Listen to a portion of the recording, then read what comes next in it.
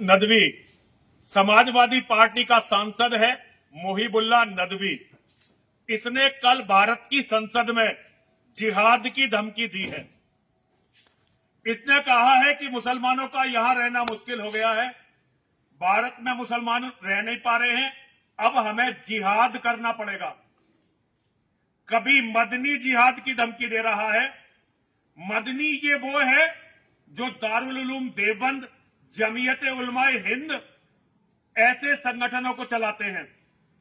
और ये नदवी, आपको नाम से पता चल गया होगा, नदवा नाम का एक स्कूल है, एक मदरसा है, बहुत बड़ा, दारुल उलूम से थोड़ा ही छोटा है लेकिन बहुत बड़ा मदरसा है। ये नदवी उसी मदरसे से कोई ना कोई ताल्लुक रखता है। मैं तो इसके बारे में ज्यादा जानता नहीं हूं, लेकिन इसने संसद में खड़े होकर पूरे देश को जिहाद की धमकी दी है। हिंदुओं, तुम इन्हीं संसद वालों के भरोसे बैठे हुए हो कि ये तुम्हें बचाएंगे, तुम्हारे नेता। भाई, सारे नेता तुम्हारे संसद में होते हैं। अगर संसद में वास्तव में कोई नेता होता तो इस नदवी को वही जूते से मारता। अगर मैं संसद में होता तो इस नदवी को वही जूते से मारता और इसका जिहाद सारा निकाल देता।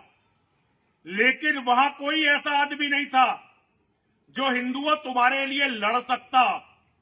ये जो बार बार जिहाद की कॉल आ रही है ना, कभी कोई मुसलमान जिहाद की धमकी दे रहा है, कभी कोई मुसलमान जिहाद की धमकी दे रहा है, कभी कोई मुसलमान जिहाद की धमकी दे रहा है। इसका मतलब ये समझ लो, इनकी जिहाद की तैयारी पूरी है और तुम इन्हीं संसद वालों के भरोसे बैठे हुए हो। हिंदुओं, तुम तो इन्हीं संसद वालों के भरोसे बैठे हुए हो। ये उसे ठीक से जवाब नहीं दे पाए और भारत की संसद में जिहाद की घोषणा कर ये आदमी चला गया। मैं ऐसे सारे सांसदों की माताओं के चरणों में नमन करता हूं। सारे हिंदू, चाहे वो किसी भी पार्टी के हों, उनकी माताओं के चरणों में नमन करता हूं जिन्होंने ऐसे वीर पुत्र पैदा करे। बाकी और तो मैं राजनीति के बारे में कुछ कहूंगा नहीं, क्योंकि मैंने नेताओं को कोसना छोड़ रखा है। बस मैं तो उनकी माताओं के चरणों में बस नमन कर सकता हूं।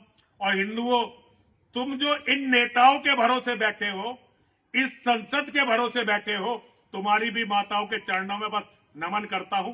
हर हर महादेव, हर हर महादेव, हर हर महादेव।